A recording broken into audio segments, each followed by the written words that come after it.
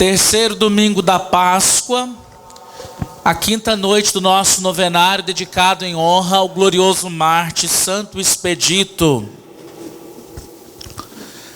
Primeira leitura de hoje nós temos o anúncio do querigma.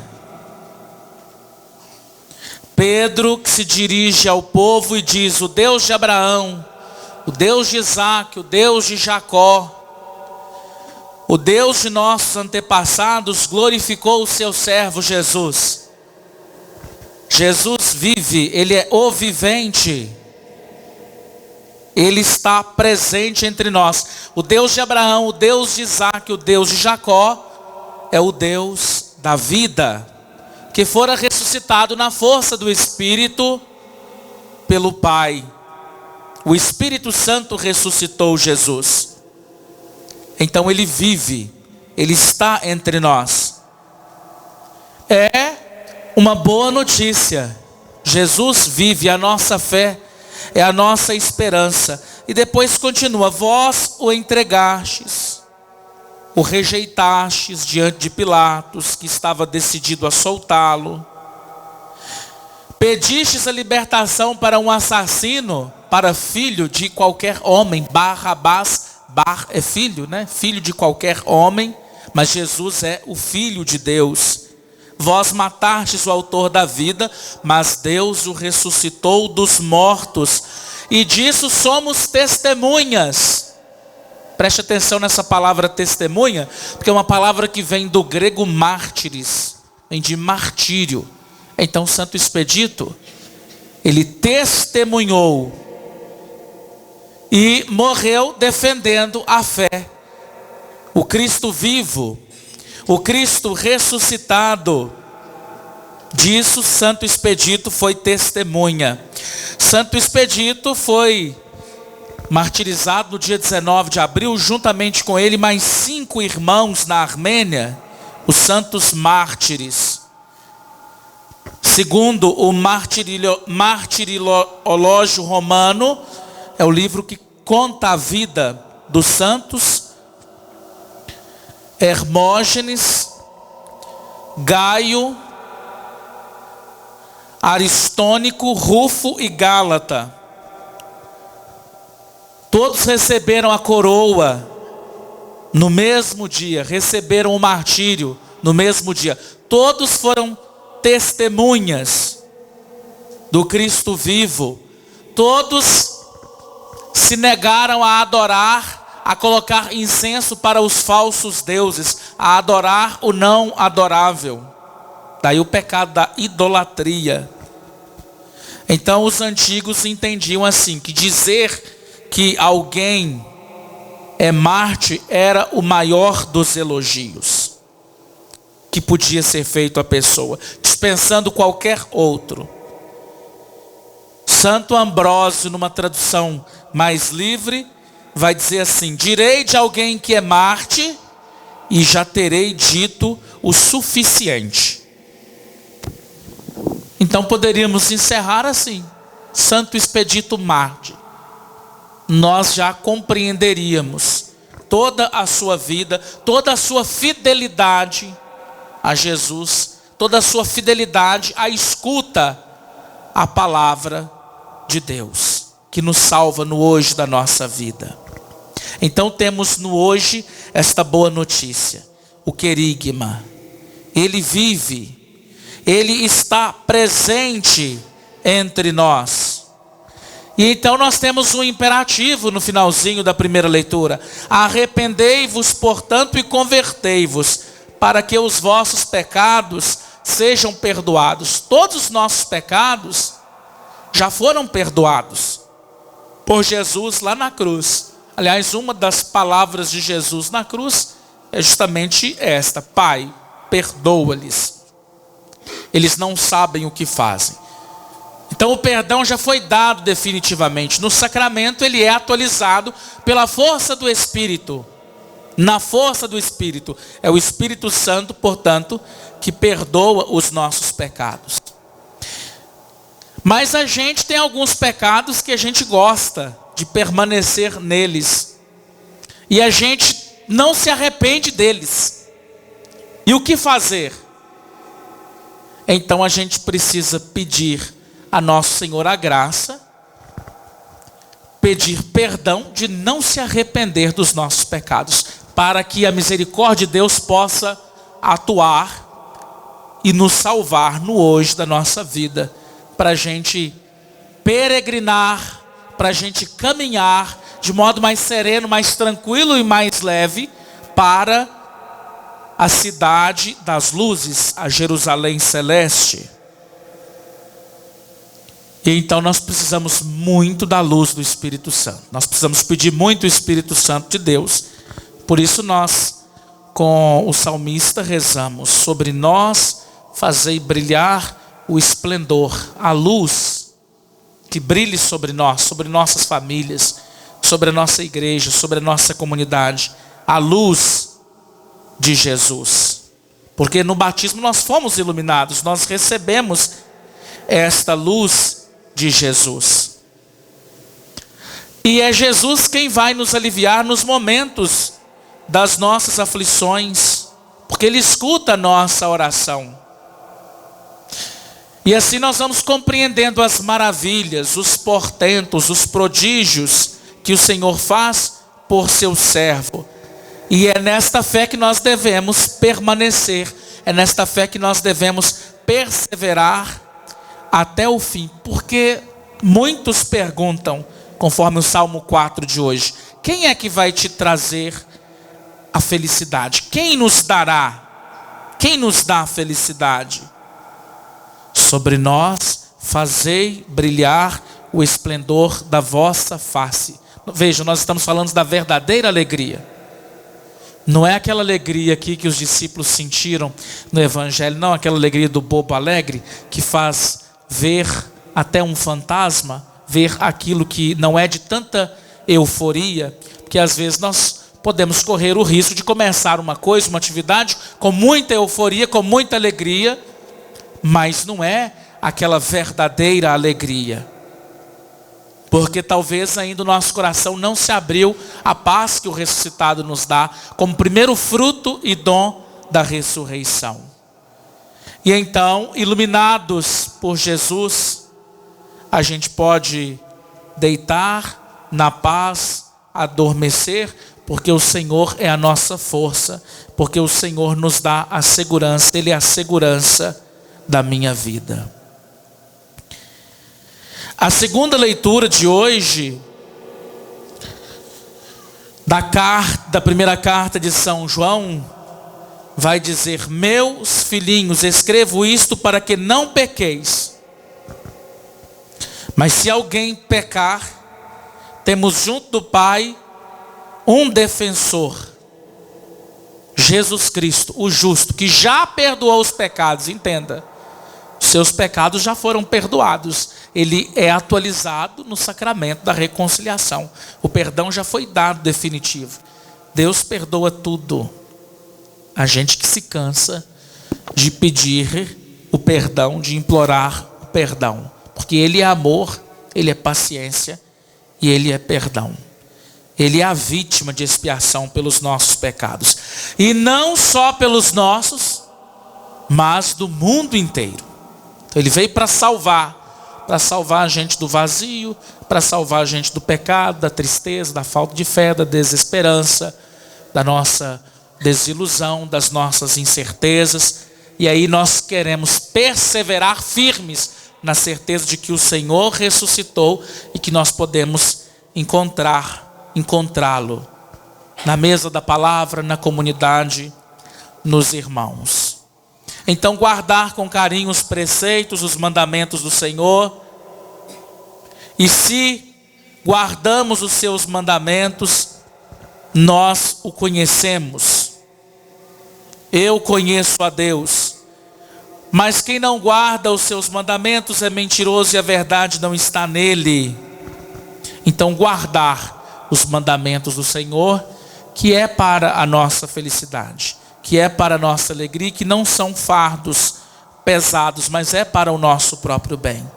E o Evangelho, amados irmãos e irmãs, fala dos discípulos de Emaús, né? É a continuação, a continuidade daquela comunidade que estava marcada depois do episódio de Emaús pelo medo, pelas desilusões. Afinal de contas, o mestre morreu de um modo trágico, mas também uma comunidade que está aberta, novas descobertas, alegria, esperança, renovação da fé. Os 2 discípulos contaram o que tinha acontecido no caminho. Como é que chama um dos discípulos? Quem lembra? Cleofas. Tudo bem, Zé. Cleofas. Cleofas significa o ouvinte. Então ele é um bom ouvinte. Quando o evangelho, os escritos de São Lucas, tanto os Atos dos Apóstolos quanto o Evangelho de São Lucas tem 2 escritos, 2 livros, o Evangelho de Lucas e os Atos dos Apóstolos. Vai pintar a moldura, da perfeita discípula, que nós sabemos é Nossa Senhora, porque ela ouviu. Ela foi Cleofas. Cleofas significa o ouvinte. É ouvir, acolher e frutificar. É a moldura da perfeita discípulo, do discípulo de Jesus. Então Cleofas é ouvinte. Então diz que são os 2, os 2 discípulos contaram o que tinha. E o outro não tem nome. O outro é você. O outro sou eu. Você tem que estar caminhando com esse Cleofas aí, com esse bom ouvinte. Se não tiver nome para colocar no menino, põe o nome de Cleofas. Já viu algum chamado Cleofas? Nunca vi. Vocês põem nome estrambólico nos filhos de vocês e não põem os nomes bíblicos, Cleofas, o ouvinte. O outro é você. É a Maria, é José, é a Oneide, é a Amália, é o Rômulo, é a Marileide. Somos nós. É o Doval, da equipe de reportagem do Santuário. Que chique, vocês estão chique, hein? Então somos nós que devemos. A gente tem que entrar no texto para dar certo. Então estavam conversando o que tinha acontecido e como tinham reconhecido Jesus ao partir o pão. Eles reconhecem Jesus porque o coração deles começa a ficar aquecido. Não ardia o nosso coração? Não é assim quando a gente começa a escutar as coisas de Deus? Começa a mexer com a gente, remover as nossas entranhas. A gente começa a ficar assim cheios, a ficar assim saciados, Por isso a gente se alimenta, a gente come a palavra de Deus.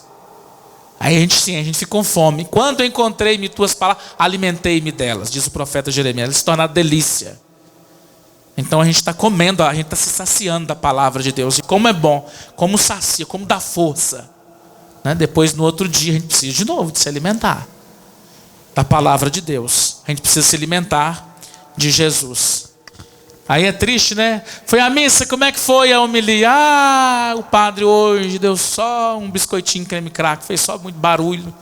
Mas para minha vida, o que isso ficou para minha vida, Deu só um biscoitinho creme crack, coitado, ele não estava inspirado naquele dia de hoje, naquela missa. Aí perdoa ele. E de vez em quando fala outras coisas.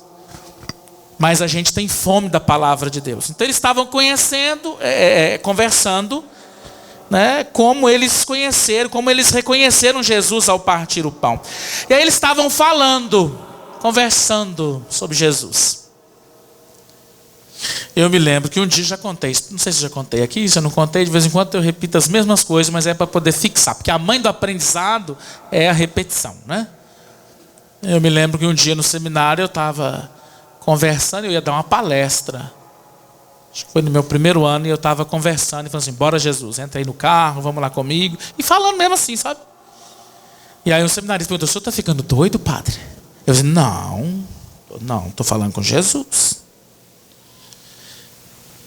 Vocês não falam, vocês falam de tanta coisa, vocês perdem tanto tempo falando de política, falando de Globo, de novela, de coisa que não deve, de coisa que não precisa, e não fala de Jesus. Não envolve Jesus na vida de vocês. Tem que conversar com Ele. E ele não puxa a orelha nossa aqui? Ele vai puxar lá também, o que tem? Mas ele é meu amigo, ué. Precisa conversar com Jesus. Precisa se envolver mais com Jesus.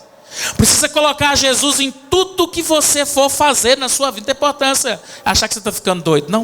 Não, estou conversando com Jesus. Estou falando com Ele. Vamos lá, Jesus. Entra aqui no carro, porque se o senhor não for, não vai dar certo essa palestra. A obra não vai acontecer se o senhor não for comigo. Então o senhor tem que ir comigo. Vamos lá comigo. E aí Jesus, eles conversando, Jesus apareceu no meio deles. É tipo assim, chanceler, tá certo isso que vocês estão falando aí. Aí Jesus apareceu no meio deles. O ressuscitado se deixa ver. E aí o que ele disse? O que ele desejou para eles? A paz. A paz esteja convosco. Parece que na missa a gente esqueceu que tem paz, né? Quando a gente saudai-vos em que os músicos não ficam nem prepara o canto de paz mais. Parece que a paz faz parte do rito da missa. Às vezes a gente suprime, mas faz parte do rito da missa. Desejar a paz do ressuscitado, a paz de Jesus. Então, a comunidade de São Lucas, a comunidade lucana, ela tem uma pergunta. Eles perguntam assim: Jesus ressuscitou, tendo ressuscitado Jesus de Nazaré, onde que eu vou encontrar com ele? Como que eu vou me encontrar com ele? Tá bom, ressuscitou, anunciou o querigma. Mas onde que eu vou encontrar com ele? Como eu vou me encontrar com ele? Aí vocês estão vendo que o ressuscitado pode ser encontrado na situação diária, no caminho. Ele está na estrada, caminhando com os peregrinos desiludidos, caminhando com os peregrinos desesperançados às vezes. Muitas vezes, porque não desesperados, ele está na estrada. Ele está na mesa durante as refeições. Ele está no meio da comunidade reunida. Ele está nas pessoas necessitadas, famintas, com as chagas expostas. Porém, para reconhecer Jesus, tem que abrir as Escrituras. Tem que abrir os olhos, tem que abrir a mente, tem que abrir o coração. Ele está no cotidiano das pessoas. Ele é alguém de casa, ele está na sua casa. Ele é alguém de casa. Ele faz parte da família, porque ele é uma pessoa acessível. Lembra os evangelhos? Sempre colocam Jesus à margem, e quando ele está na margem, o povo está conversando com ele, está tocando nele, está falando com ele. Então, onde encontrar Jesus? Ele ressuscitou, mas onde e como encontrar Jesus? Então, se vocês quiserem encontrar Jesus, devem partilhar o pão. Partilhar o pão é partilhar a vida. O pão como doação de si e de tudo que você tem.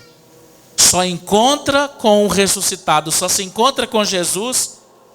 Só há encontro com o ressuscitado onde há verdadeira partilha, onde há verdadeira solidariedade. Então Jesus se coloca no caminho, é sinal de aprovação. Porque quando a gente fala de Jesus, a gente torna Jesus presente. Não é ruim quando vocês vêm à missa? E o que o padre falou? Falou de política, falou disso, falou daquilo. Mas às vezes não falou de Jesus. Então tem que falar de Jesus. Porque quando a gente partilha a experiência que a gente faz com Ele, a gente atualiza a presença dEle, a gente expande a presença de Jesus.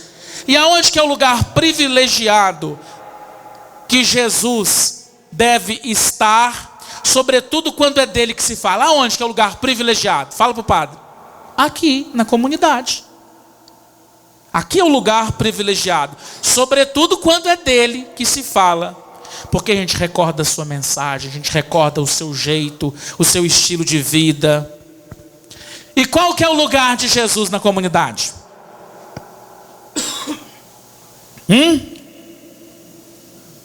Qual que é o lugar de Jesus na comunidade? Quem arrisca?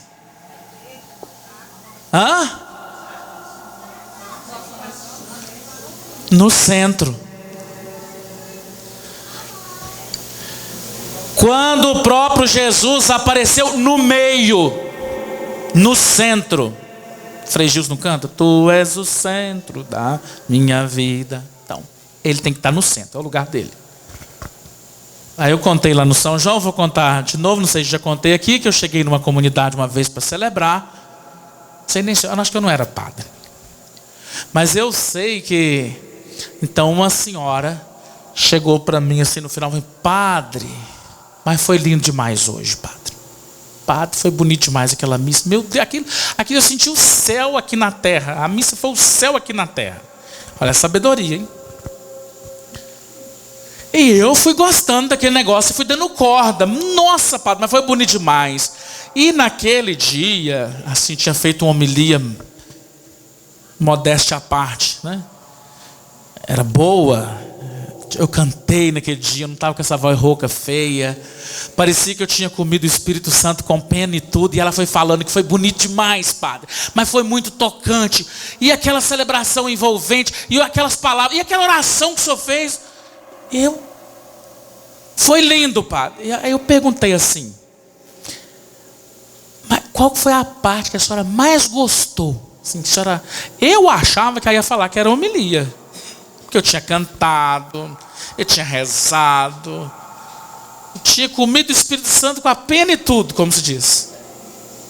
Aí ela falou para mim assim: assim, a parte que eu mais gostei foi aquela hora da consagração.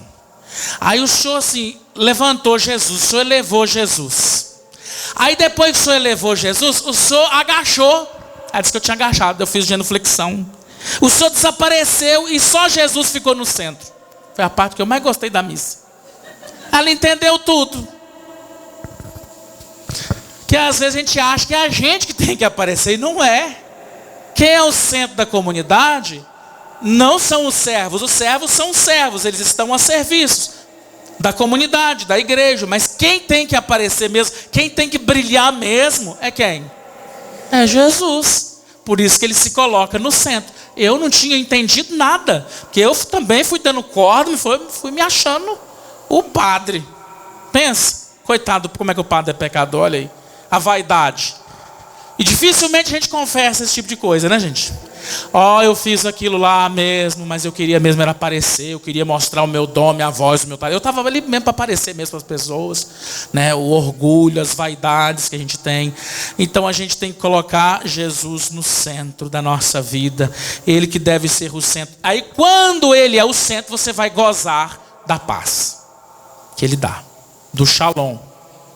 Você vai gozar dos dons do ressuscitado. O primeiro dom que ele dá é a paz. A paz, o Padre Zezinho tem uma música, paz inquieta, né? A paz de Jesus, ela é inquieta, gente. Não tira os problemas, não tira os nossos revés, não tira não. Mas dá serenidade para você enfrentar as dificuldades, os dissabores. Porque ele está no centro, então você vai colher o primeiro dom que é a paz. Tranquiliza, a paz de Jesus vence o medo, não tira os problemas. Ela é uma paz inquieta. E aí nosso Senhor fala para eles assim, eles ficaram assustados, cheios de medo, pensando que estava vendo, o medo faz a gente ver coisa, hein, onde não tem. Pensavam que estavam vendo um fantasma, né? Só reconhece Jesus ressuscitado quem aceitar que ele morreu na cruz. Então tem gente que acha que Jesus é um juiz vingativo, que acha que ele vai vir para acertar as contas tintim por tintim. Não entendeu, não conhece Jesus ainda. Então, de fantasma juiz vingativo, o ressuscitado só pode ser confundido com fantasma, com juiz, com não sei o que lá mais vocês pensam que é Jesus. Ele só pode ser confundido quando a paz dele não foi absorvida e quando nós não abrimos as Escrituras. E aí Jesus fala: por que vocês estão com dúvida? Vede minhas mãos e meus pés, sou eu mesmo, tocai em mim e vede. Um fantasma não tem carne nem osso. Como estáis vendo que eu tenho? E aí Jesus mostrou para eles as mãos e os pés. Domingo passado ele mostrou o quê? Quem lembra? Vocês lembram? Ele mostrou as mãos e o lado. Mais do que mostrar as chagas, ele mostrou a identidade dele. As mãos, o serviço. Mãos que serviram. Mãos que curaram feridas, que tocaram nos pecadores. E o lado, que é o amor, que é o coração. Então ele continua amando, ele continua servindo a comunidade. No Círio Pascal nós temos, não sei se vocês já repararam, mas nós temos aqui os 5 grãos, né?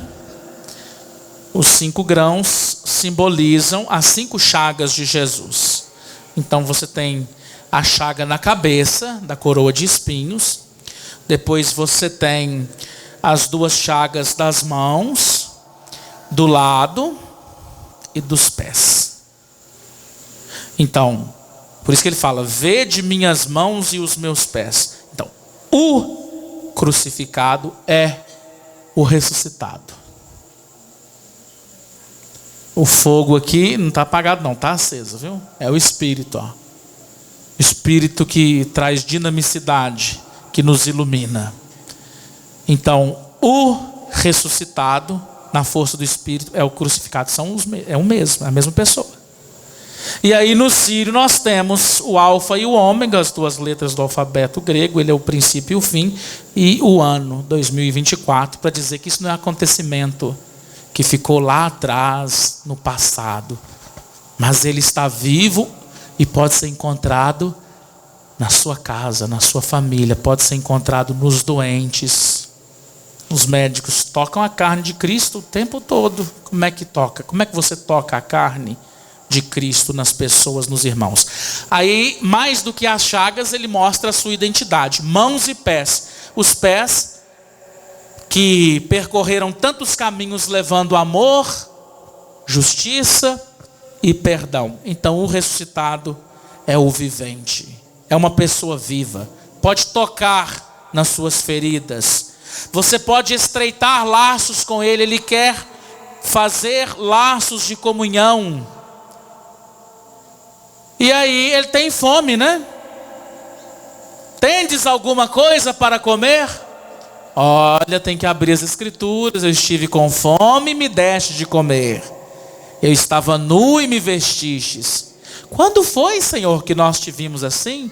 Todas as vezes que você fez isso ao menor dos meus irmãos, foi a mim que você fez. Deixou de fazer, você deixou de fazer a Jesus. Então ele pode ser encontrado qualquer hora, em qualquer lugar, qualquer momento no cotidiano da nossa vida. Ele quer comer conosco. Ele se solidariza com os famintos. Ele é uma pessoa concreta. Ele está nos famintos. Então aqui nós temos uma catequese com a partilha da palavra e depois com a refeição. E por fim os discípulos foram iluminados. Iluminação do coração, abertura do coração, abertura das escrituras, abertura dos olhos fechados para ver o que Deus está fazendo, e abertura, eu gosto muito dessa expressão aqui, eles têm a abertura do rosto, que o rosto deles estava meio que anuviado, então eles têm uma abertura, né? Mas o cristão com cara de velório não vai conquistar ninguém. Então tem que desanuviar o rosto. Sobre nós fazei brilhar a vossa face, Senhor. Amém?